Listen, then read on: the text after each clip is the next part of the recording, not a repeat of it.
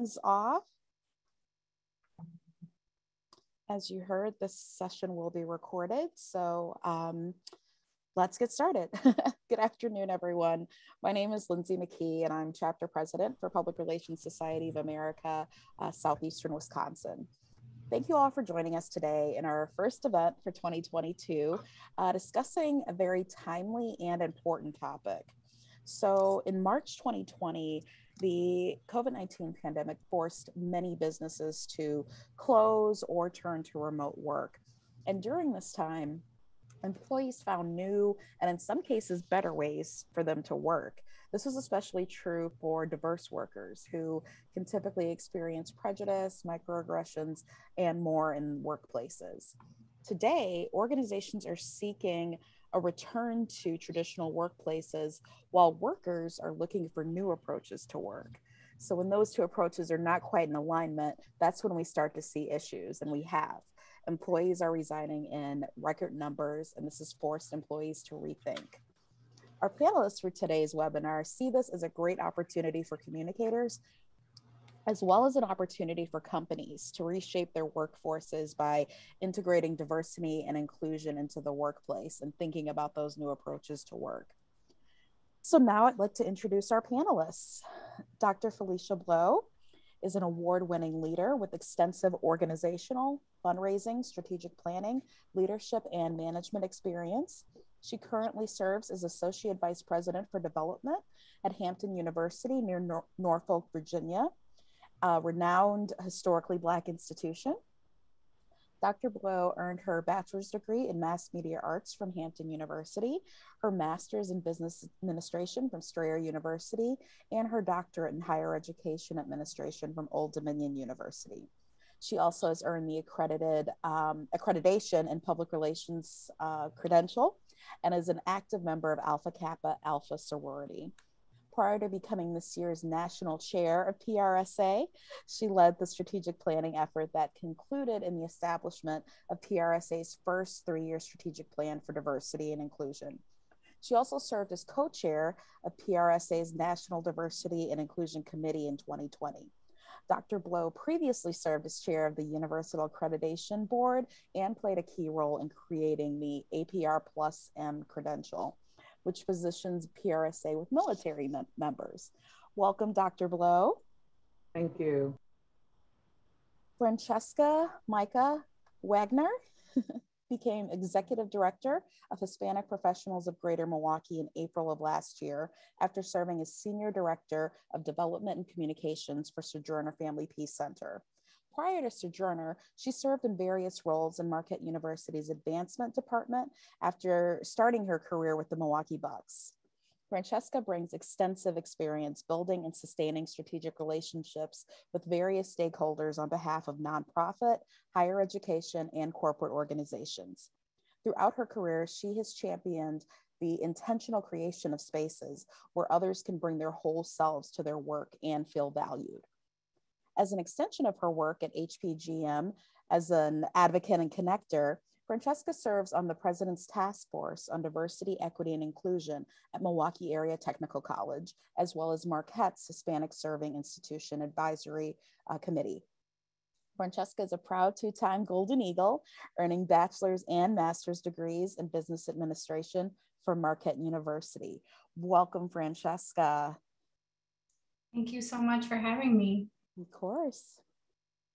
Kobena Collins is Senior Director of Recruitment and Strategy with Bridge Builder Professional Staffing.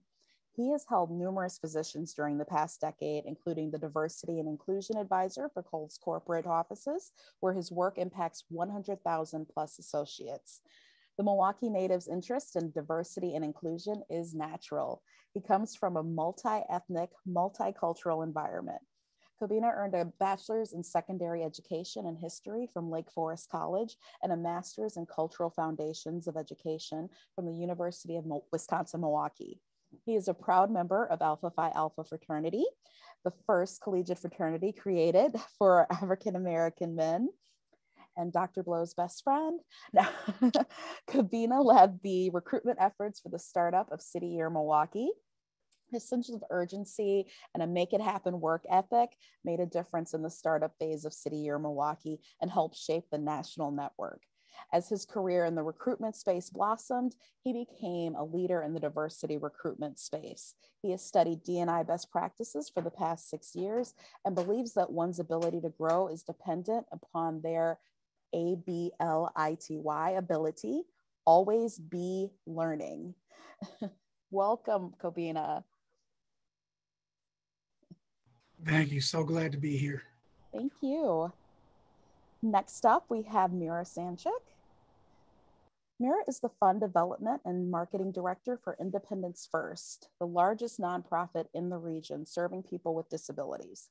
She supervises the marketing strategy and execution, community outreach, volunteerism, partnerships, grants, and fundraising, as well as special events.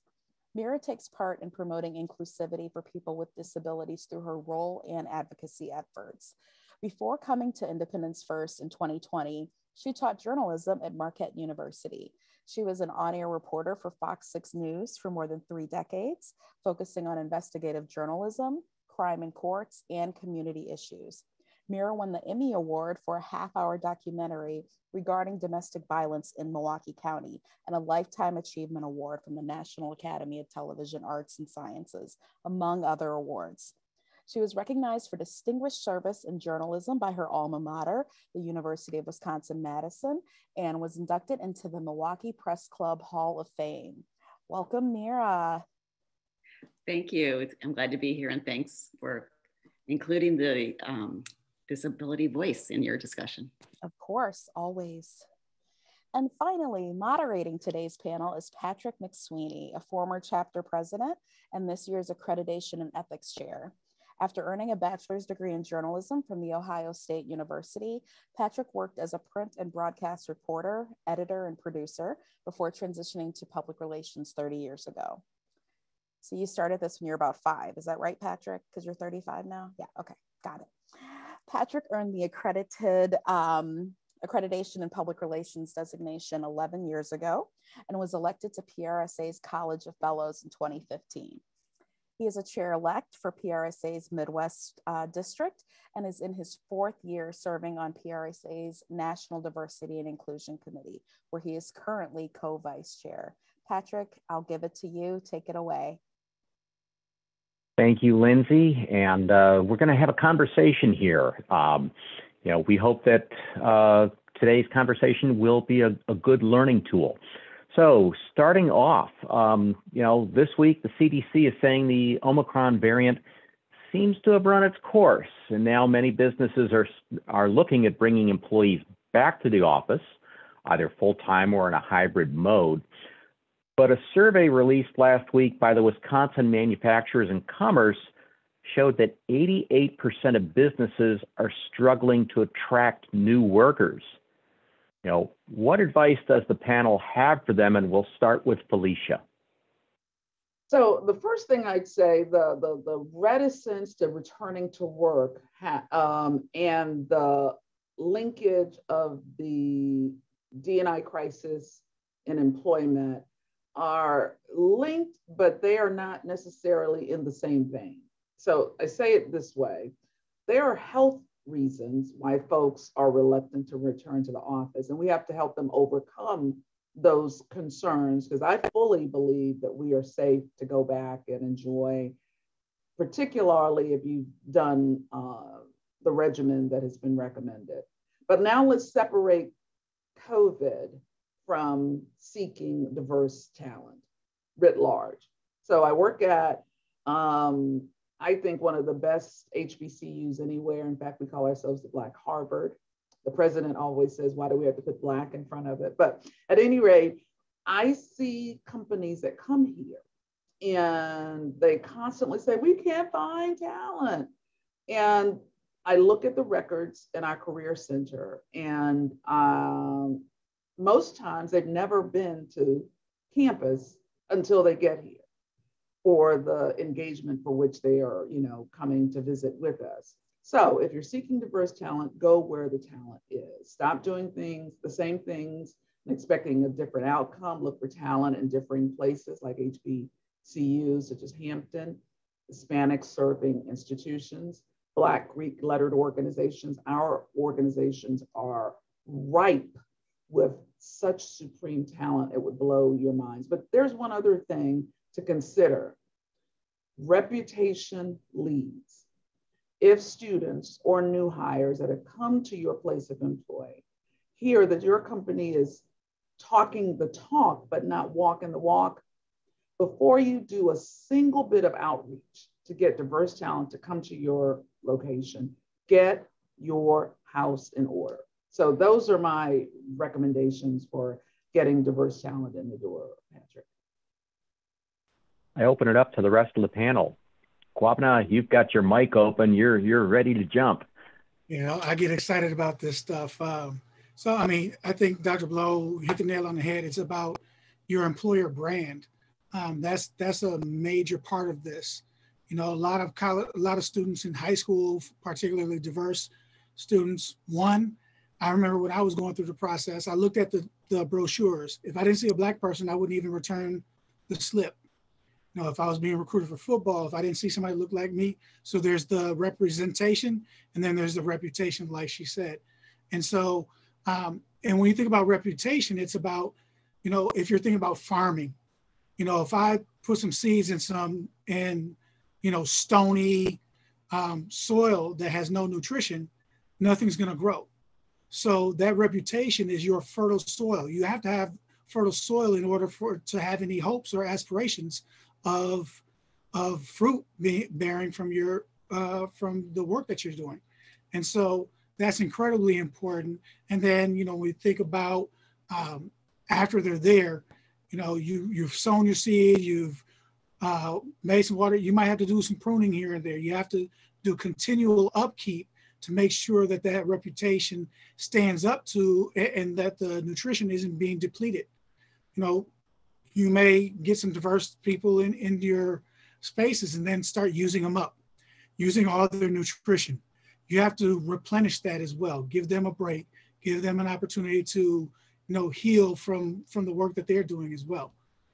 So I think, and then the last thing is, again, Dr. Blow talked about it. Instead of agencies, you know, casting a wider net, that used to be the general concept of, it's all about numbers. But if you're casting a wider net in the same ocean, you might be in the wrong body of water. You might need to go to a pond or a lagoon and maybe do some spearfishing. And then that way, you know exactly what you can go get what you want. If you're thinking about sales, you know where your market is, you know where you're trying to go. Go to where your customer is. Your customer is diverse talent, go to where that customer diverse candidate is. I'd like to jump off on that point where I'm going to a different body of water, because the disability community is often overlooked in DEI. And the hybrid work environment is really lending itself to this group. Perhaps, you know, any of us could have a stroke or get into a car accident and be immobilized, but still have the abilities to contribute to an organization, and you're still the same person. So this is a really positive moment in time where perhaps a hybrid work environment would really benefit someone. And there's a large pool of workers who perhaps have difficulty coming in every day, but really could contribute with brain power. There's a lot of intersectionality with race as far as that's concerned as well. So the Zooming and the ability to work from home is really a benefit, and there's a large pool of people with disabilities who could be tapped into coming back in a different kind of model. I'll just add on a couple of thoughts to what my fellow panelists have said. And I'll start by just planting a statistic out there. In 1 year, from March 2020 to March 2021, the number of Latinas in the workforce dropped by 2.74%. And that is the biggest drop in labor force size of any demographic group. So I would really encourage organizations, the first thing, listen. Understand what those challenges are. Try to do whatever is within your power to make the easy things easy and move away from the default of, but this is how we've done it, right? And I would say the second thing is, I think organizations often ask themselves the wrong question. The question shouldn't be, how do we recruit more diverse talent? Are we prepared to support, advance, and retain talent that we're seeking, right? Because if you're not prepared for what comes after the recruitment part, you're going to be in this vicious cycle. And I would also really encourage employers to consider, on their recruitment journeys, specifically, what type of diverse talent are you looking for? That's a question I often ask serving in my role at HPGM. Are you looking to unlock the potential of Latino talent? Then we can help, but be specific, be intentional, because I think if organizations aren't being thoughtful about how they're trying to recruit diverse talent, they're really not going to find that the benefit from those different voices in the room. Because if you're looking for somebody with an LGBTQIA perspective, then say that, right? There's nothing wrong with saying that. If you're really looking for somebody with a specific experience, say that. And I think that organizations will be much more successful in bringing those perspectives to the table. I think the thing that we can do, though, picking up on that, a lot of companies are neophytes, new to this. They do not understand the landscape. And we got to offer some grace to companies in this regard and help them along the way. One of the things I've started saying lately, and I know this is a little bit off script, Patrick, and I'm going to shut up, just give me 30 seconds, is this cancel culture in the DEI space. That's what I call it at any rate. If you make one teeny mistake, if you pronounce someone's name wrong, Kobena, I got it.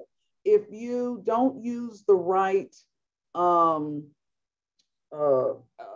descriptor, her, him, they, you are crucified. As communicators, we have to help build that muscle of grace in this very fluid and changing world. So those are the only things I would suggest. Companies, just because they're a company doesn't mean they know it all, right? So we got to help. Sorry. Well, to that point, there's been an increased call for greater diversity and inclusion in recent years, and both in the business community and in company leadership and in society in general. But sometimes the mention of diversity, equity, inclusion results in some eye rolling or lip service among the community and business leaders, as has been mentioned. So I think first off, we need a little definition. What is diversity, equity, and inclusion? Why is it important? And Kobena, you've advised Kohl, a company with 1,100 department stores in 48 states. So if you could start us off on this. Yeah, thanks for the question, Patrick. I'd like to add a little something to the DEI conversation, which has been, floating around and has been gaining a lot more momentum. It's belonging. And so that's the next level. So I like to make an analogy, and over time, this, analogy has changed and morphed, and people might say diversity is being invited to the party and inclusion isn't being invited to dance. But I look at it as diversity is, yes, being a part of is being invited to the party. Inclusion is being a part of the planning committee. And then belonging is being able to get on the dance floor and let your body move however the music makes you move and feel okay doing that. And so when we think about DEI and B, it's about not just recognizing and saying, hey, there's differences. How do we celebrate it? How do we understand it? How do we seek to understand? There's a difference between saying you can be who you are around me and tell me who you are. Let me get to know who you are. Let me walk a mile in your shoes. Let me understand and gain perspective so that I can learn what I don't even know I don't know. Oftentimes, in the DEI space, to the earlier point around cancel culture, I'd like to think that people in general are good people. DEI is change management. And in many cases, because the statistics say that most people live in homogenous societies, their norm is norm. It is true facts and reality. It's what's supposed to be. So when people are exposed to differences that are not their norm, they are automatically, based on human nature, seen as odd or wrong or incorrect. And to have somebody challenge your very essence of your own values can be challenging. And Dr. Blow talked about grace. You know, DEI needs an insurmountable amount of grace in order to be able to make movement and change. So again, DEI is the differences and celebrating, acknowledging, understanding, and engaging in differences.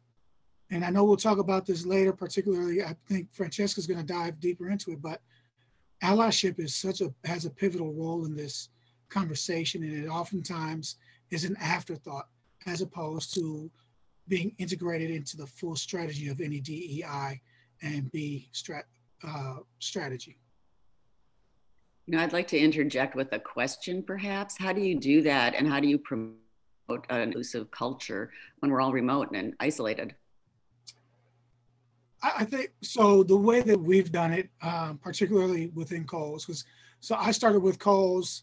My first day was the first day that the corporate offices shut down.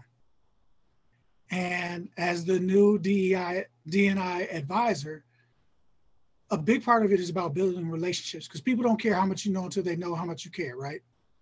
And so again, that's where vulnerability and grace comes in. We have to make intentional efforts to get to know people as people, and then have difficult conversations.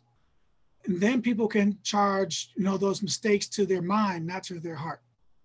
And so what we do, we reach out to people. We, take 20 seconds just to send somebody a ping, say, hey, how are you? I appreciate you. I'm getting to know you. Tell me something about you. People love to talk about themselves, their cultures. Investigate, learn, seek to understand. And then as you build rapport, you ask more intentional questions around that when the opportunities present themselves. Don't force it because it becomes inauthentic. But as you build rapport, you can open the doors for those types of dialogues. Kobena, I think a lot of what you're talking about too is creating psychological safety for people, absolutely, not only to share of themselves, but also to make mistakes and to have a gentle way and have the tools and the language to support one another on their journey. And I think that's just as true for organizations as it is for individuals. So I like to talk a lot in our work about how we understand everyone's in a different place on that journey.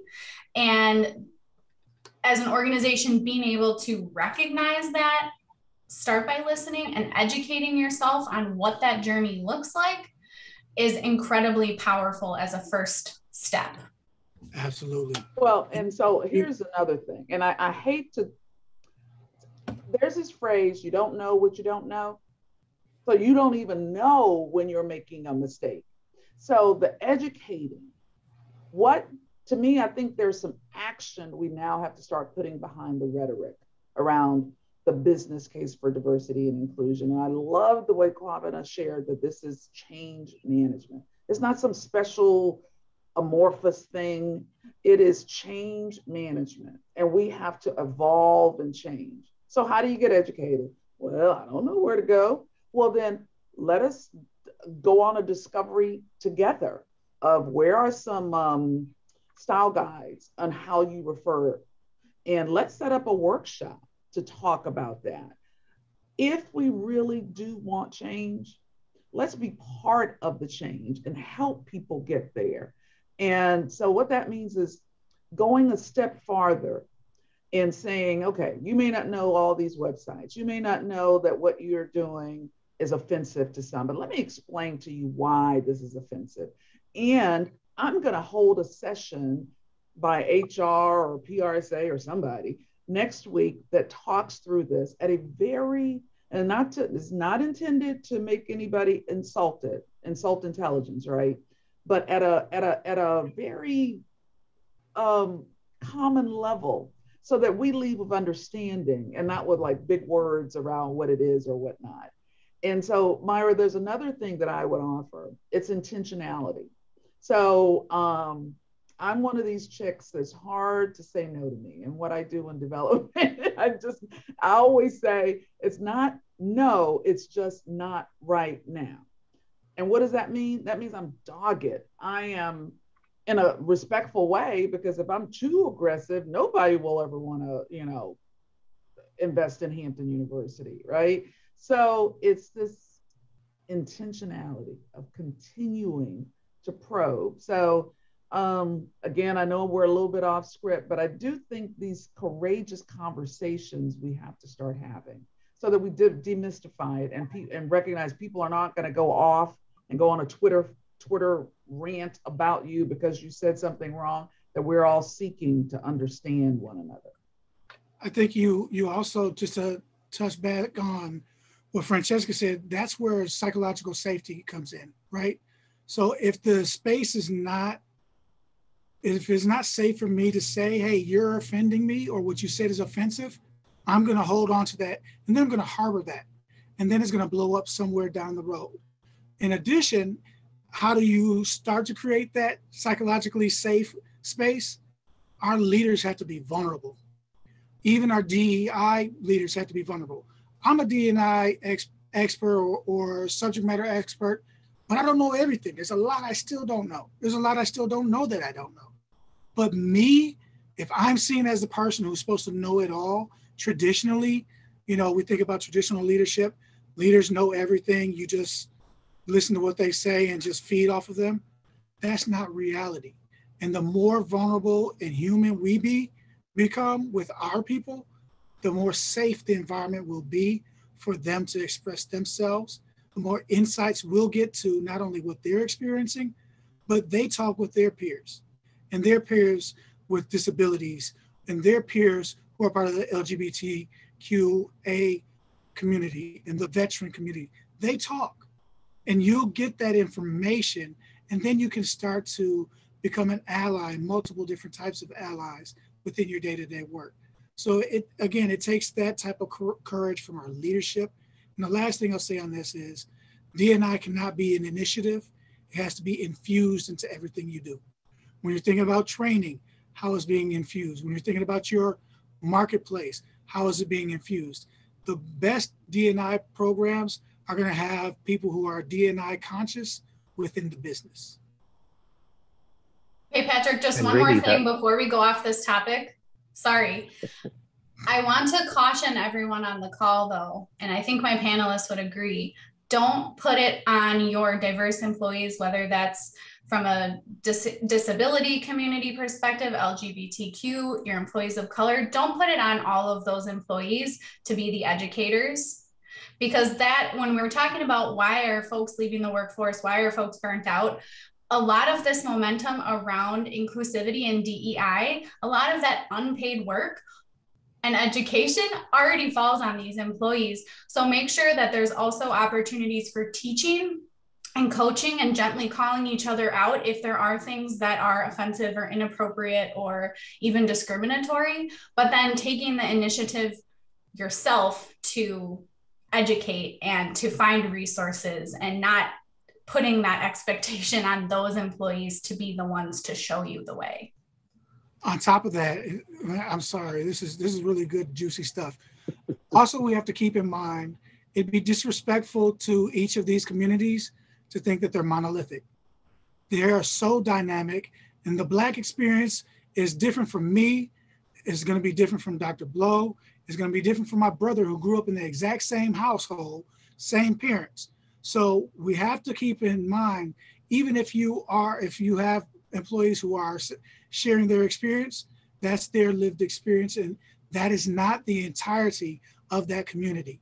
So be cautious about making generalizations based on a limited sample.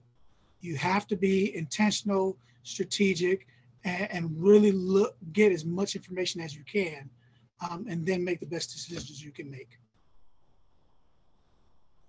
Well, that brings me, to the next question that, a lot of marginalized populations, people of color, LGBTQ individuals, religious or ethnic groups are usually the focus, but Myra, people with physical, neurological, or emotional disabilities, are they being left out of the discussion? And what should PR people who handle the internal and external communications for organizations be doing to ensure that all marginalized people or groups are better represented in the workforce? Yeah, usually people with disabilities are overlooked. I don't think it's intentional. It's just that people don't see that as a marginalized group per se, with so much other marginalized groups ready to enter the workforce. People overlook us, and so I really appreciate being included in this. But there are a number of people in the workforce who also would be part of the traditional DEI, who also have a disability. So that's another pool, and statistics have showed that this is a group that really shows up for work, doesn't call in sick, it fights maybe preconceived notions that people with disabilities as a group really are good employees. They're good consumers as well. And it's a group that's often overlooked. So with this, a lot of companies are perhaps concerned about providing accessible workplaces. So we can't do that. We're up on the third floor or whatever. And with the hybrid work environment, that could easily be accommodated. And depending on a disability, it could be very easy. And people should reach out and not look at that as an obstacle really, but as a benefit. We have many people, we're training someone right now who had a stroke in his 40s and could not be a welder anymore. So he's being trained on computers. He's a great employee. All he wants to do is work. And it could be any of us at any time. So this is just something to keep in mind. And part of what we do at Independence First is to have inclusive type of models instead of, oh, you're in the disability category. You're just included with everybody else, just as you would in race, gender preference, anything else. It's just a marginalized community that so far has not been part of, I guess we're just not as loud as other people maybe, and not as recognized. So there's a huge workforce to tap into of people who are there and ready and willing and able. And so if people and people who hire recruiters look towards this, that's could really be a benefit for everyone. Should we as communicators that are doing the communications for companies internally as well as externally, should we be more focused on the images and stories of different employees and highlighting those? How many times have you seen where, just a piece of syndicated art is used in something, and, how many, pictures of, people around the table, all looking at somebody's laptop? God, I hate that picture. But more importantly, what should we as communicators be doing? And I'm going to throw this to the whole group to really move forward this conversation and change behaviors within the companies. I think we have to be the conscience and pulse point to our leaders and provide actionable means that both demonstrate what the company is doing, our companies, organizations are doing today, so that all dimensions of diversity, whether it's ethnic, racial, weight, age, ability, and then you could even dig down further in terms of point of view. I read an article someone sent me that more people who have red tendencies are starting to move together and live, and are more blue people. And you know what I mean by red and blue. And I people are just left in the middle or left out, I guess. But there's a thing called diversity of thought.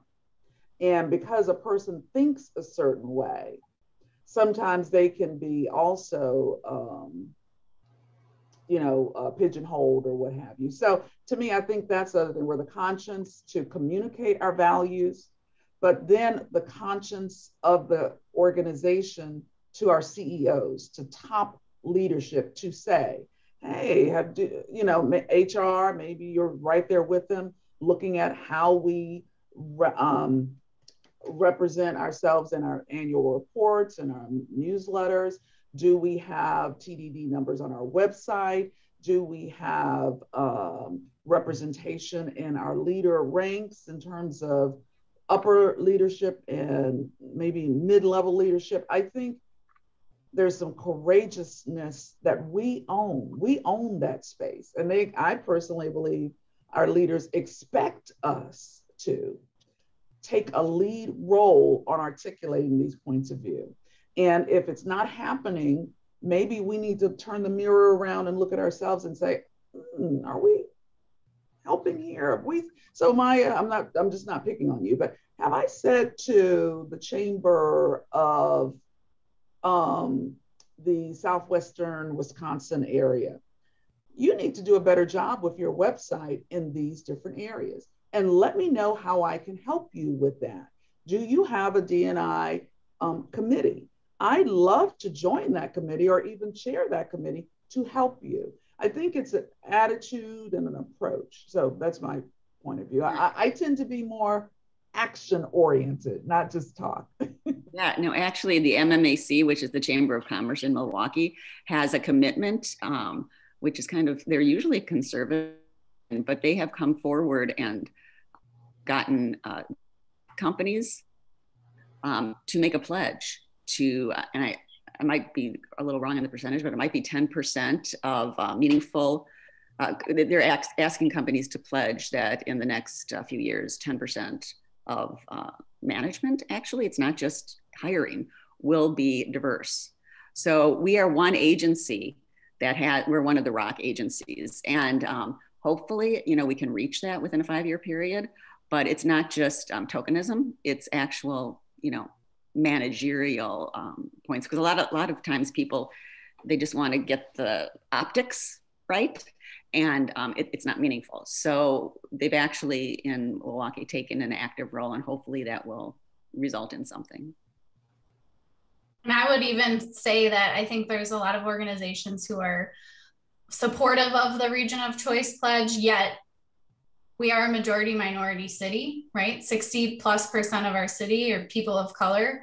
So I think 15% of overall employee, or if it's 25 and 15%, is a good start. But I know that we can do better. And I will say that I think if we can all find a place where we're telling each other's stories, right? Not just our own, whether it's I'm making sure if I'm in a room and there are no colleagues who maybe have a different ability, that I'm sharing that perspective, right? And we're owning our own stories, yes, like Dr. Blow said, but also bringing the perspective of the other groups who might not be in the room. Think about how powerful that is. If we're all making sure that those perspectives are at that table, even if those advocates aren't in the room. And isn't that a special word called allyship? Is that? I often think we don't understand what the word means. And I think we have a couple of experts who are going to tell us, right? Patrick. Kobena, you're waiting to jump in on that, so you got it.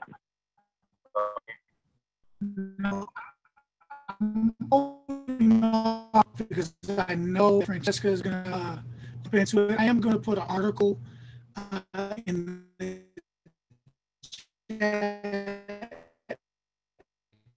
that gives people Hey, Kobena, you're going in and out a little bit. We're missing about half of what Bad internet.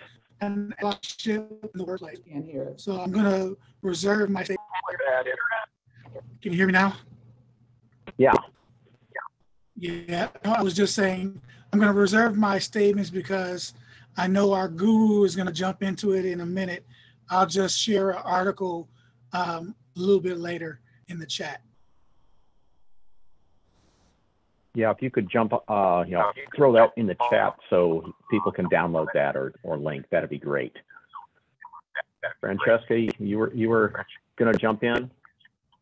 Oh, I was just going to say that I think this is a really great opportunity for organizations to, again, be great listeners, to educate themselves on how to be good allies, but I would even take it a step further and really talk about how advocacy is showing even more commitment than allyship. Like, yes, we absolutely want to be good allies and champions for one another, but the advocacy piece and really being an extension and an action-oriented, as Dr. Blow would say, individual is much more powerful, right? I think allyship is wonderful and important and critical, but we are talking about change that is so long and far overdue that, frankly, our communities that have been marginalized should not have to wait until people feel comfortable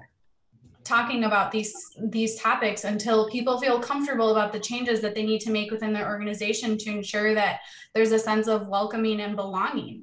So it really is going to require those advocates who aren't part of those marginalized groups to take action on behalf of and with these communities. So that's kind of what I would offer up to the group, is think about the lived experience of folks who've been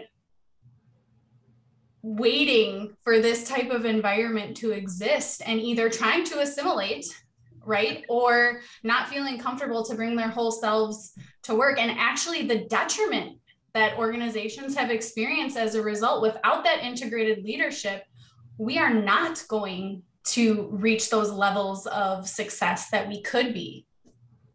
And the other thing I want to say is we've drunk the Kool-Aid. At least I would hope we've drunk the Kool-Aid. I believe, and I've said this a lot, my dissertation had to do with race in America, that race is one of the most difficult hurdles to overcome. And it's not right around the corner. It's still generations away where we can truly say we've arrived. So when we leave here, recognize it's tough stuff. It's complicated stuff. And it's okay to stumble and fall. And it's okay to mispronounce a name, Kobena. But I hope you don't pick up a rock and throw it at me and Lindsay when we do it, but that you gently say, you got my name wrong. And let me give you some context about why I love my name, or I love my braids, or why I love my weave, or why I love my earrings. It's this, I keep coming back to the grace, because I truly have felt, it's hard to say this, I'm a storyteller. Within the community, I have been castigated for not being diverse enough and not being embracing diversity enough. And can you believe that? I mean, what? And we got to take it easy on ourselves and give ourselves a little grace. I feel like I am in there. I'm in there with it. But we still have folks that, so I don't know. That's why I worry that if we can't come together as a community, that has drunk the Kool-Aid and understands it, we will get caught up and it will do nothing but push the movement back. So that's why I speak about grace a lot. Okay, we're going to go to the lightning round now. We've got about 10 minutes left in our hour. So we're next question kind of comes back to you, Felicia, about that. You know, the advertising and PR industries have admittedly fallen short in terms of diversity. You've been involved with the PRSA's D&I committee. You led the creation of the 3-year plan that had really specific milestones to increase awareness and understanding of PRSA as a diverse and inclusive organization by its members and staff by 15% by next year, and increasing diverse representation among leadership throughout all levels of PRSA by 25% by next year, and increasing awareness of PRSA as a diverse and inclusive organization among external stakeholders by 15% by next year. You know, obviously, when you put the plan together, you couldn't have seen the pandemic coming. What kind of progress is being made, and why is it important to set specific measurable goals like these that are, you know, a pretty good bar to try to get over? Well, I'm going to be brief because I feel like I've already talked too much, but Maya hit the nail on the head when she said looking good versus being good. You want the optics. So having a 3-year plan was not about saying we have one, but what did we do on the other side of the darn thing? So we know we have greater leadership that is diverse. We have toolkits that have been produced. We now do every year for every new leader that comes into the fold for PRSA, unconscious and implicit bias training. I mean, that just blows my mind. It's not to say that the training is the end all and be all, but we were doing nothing. Then the affinity group launch that happened in January of 2022. It is really, I mean, you all think this stuff is easy. It was like pushing a boulder up a hill to get that plan done. I just think back on it and reflect the body blows I took where people did not believe it was necessary. I had people say to me, why do we have to do that? We got enough diversity. What? It wasn't a boulder going up the hill. It was like trying to nail Jello to the wall. So I'll throw this out. We had mentioned the MMAC earlier.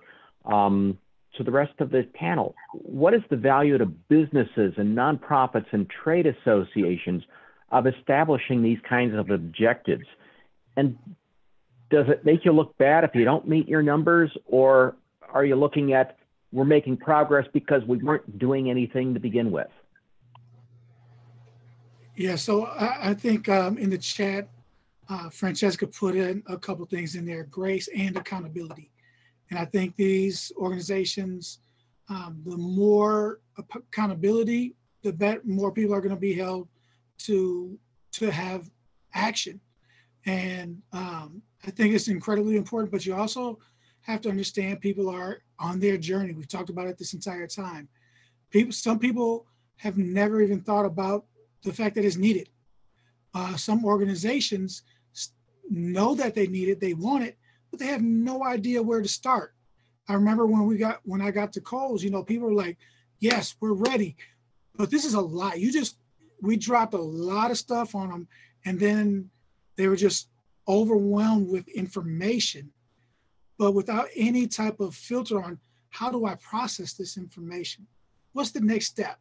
Like, help me get this ball moving and I'll keep pushing it, but I don't even know how to get it moving in the first place.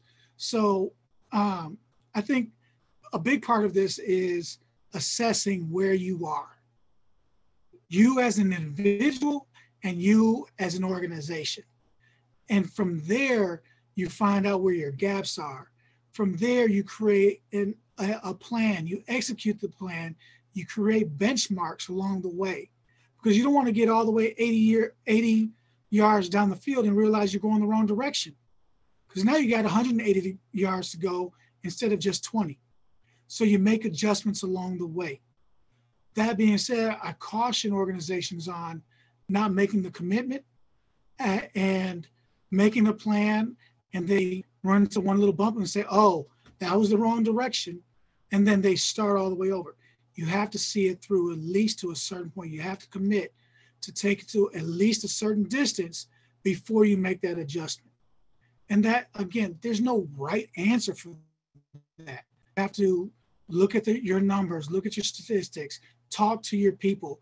A lot of times in leadership, we forget to actually ask the question. We forget to go to the source.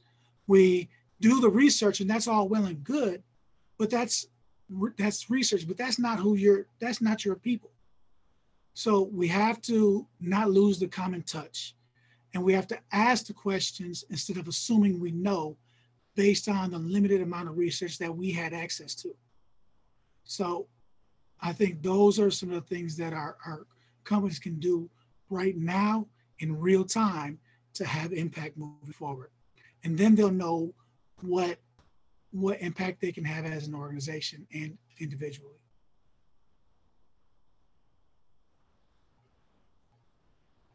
Francesca, Myra? Myra, you're muted.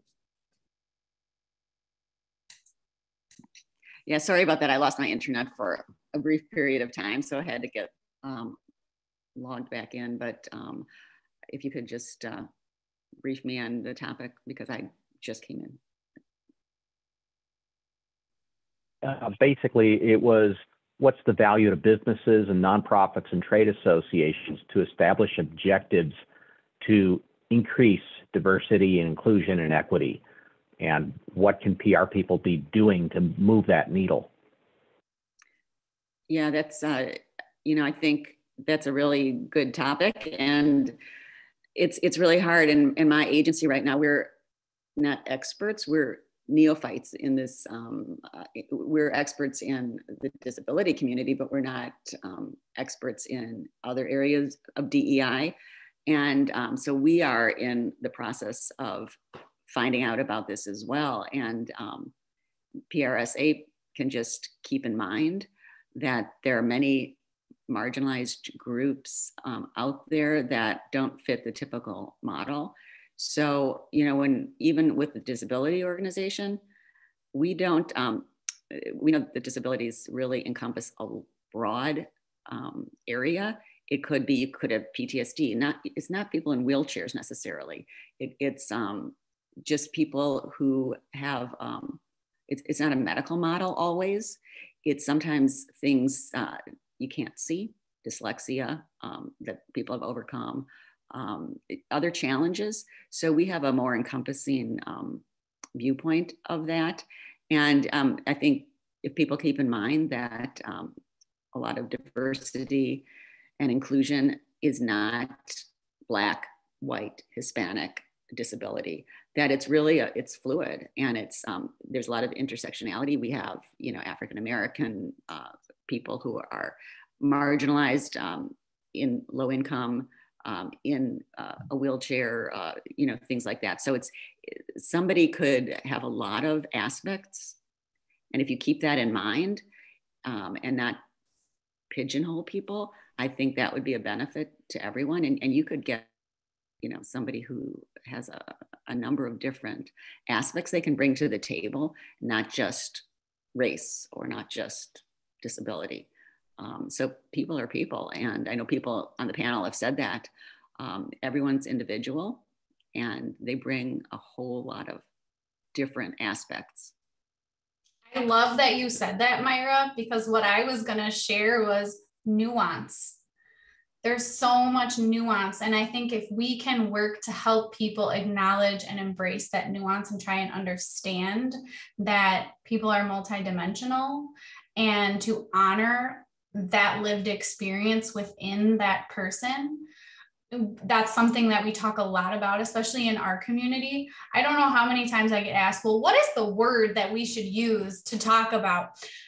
And there are Latinos from the Caribbean, from South America, from Spain, Afro-Latinos. Like, there's just so many dimensions and so much intersectionality that I think that that nuance piece, right, when there isn't a neat box that we can put people in, it challenges how we build relationships, how we interact with each other. And I just love how you brought up the point of intersectionality, that there are more dimensions. And so the listening piece, again, comes in of how do we just listen to really understand so that we can be those advocates.